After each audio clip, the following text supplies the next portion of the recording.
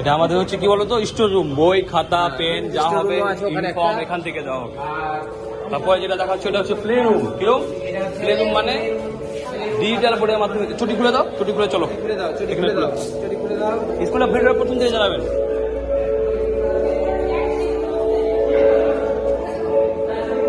Video দেখছো দেখছো biometric দেখছো পেন দেখছো দেখছো আইডি কার্ড দেখো। চলেছো চলেছো।